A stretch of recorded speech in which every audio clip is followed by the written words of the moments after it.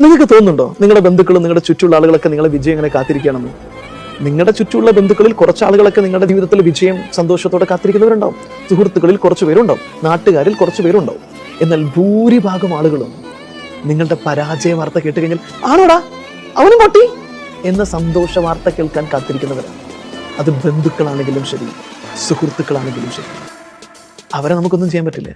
അവരെ നിരാശപ്പെടുത്തുക എന്ന് പറഞ്ഞൊരു പരിപാടിയാണ്. നമ്മൾ നേടുന്ന കഠിനാധ്വാനത്തിലൂടെ നമ്മൾ നേടുന്ന വലിയ വിജയമുണ്ട്.